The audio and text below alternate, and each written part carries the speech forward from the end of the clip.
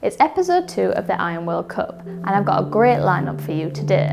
I'm going to be putting the Callaway Apex DCB head-to-head against the Mizuno JPX921 Hot Metal.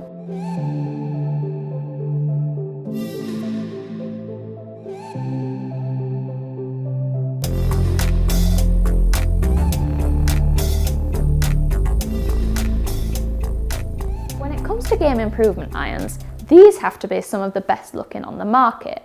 Now, although they look quite different from the back, in terms of sole width, offset and top line, there's really not that many differences at all. In fact, the only real big difference here is in Loft. This is at 25 degrees and the Callaway comes in at 26, so the Mizuno is 1 degree stronger, but will that make any difference in the numbers? Let's go and see. Right, first up I'm going to start with the Callaway.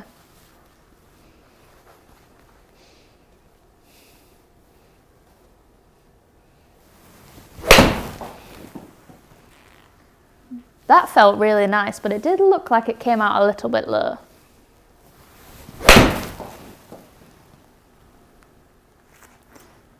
Oh, peered that. Such a nice little draw shot as well.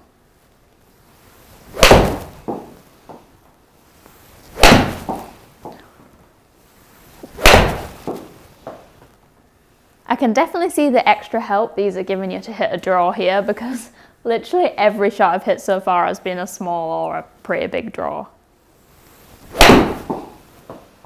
I do feel though, because of the size of the sole, like it is quite easy for me to hit a few matty shots. So you still get that turnover with that, but you don't quite get the same height in terms of the flight. Honestly, the ball flight is so nice on these when you strike them good.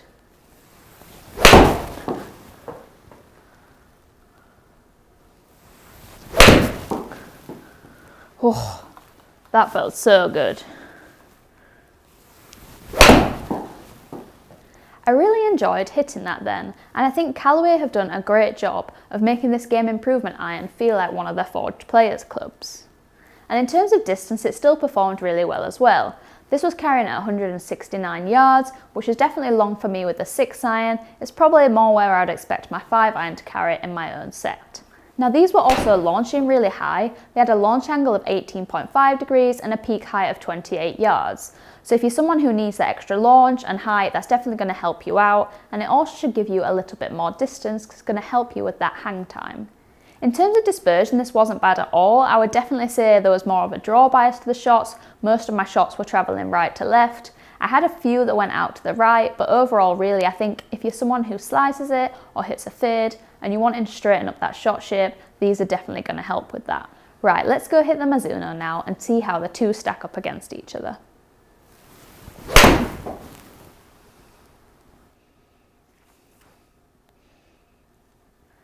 I think I'm testing the two best feeling game improvement irons on the market right now. That also felt exceptional.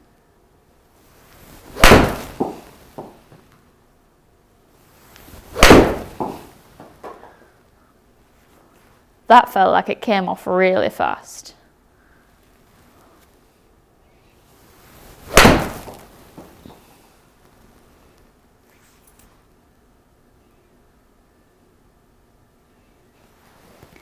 I think this flies a little bit lower than the Callaway so far.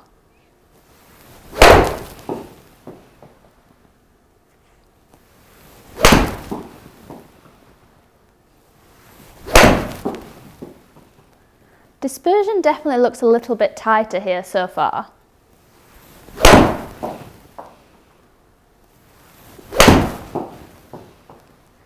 I would say there's quite a noticeable difference here, that there is a big difference in feel between one that you strike really well and one that you don't quite catch as good.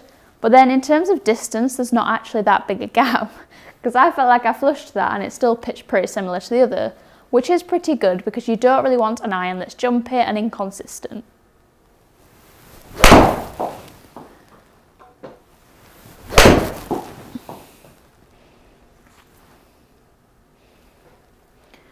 I do feel like my strikes have been a bit more consistent here with the Mizuno.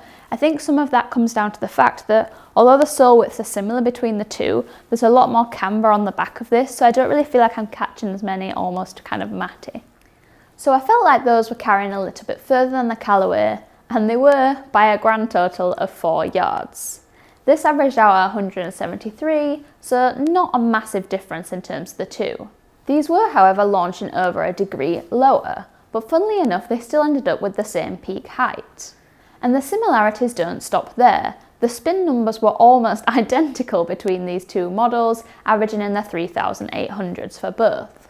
But there was one big difference, and that's when it comes to dispersion. The Mizuno was incredibly accurate. I think the dispersion was almost half of what we saw with the Callaway.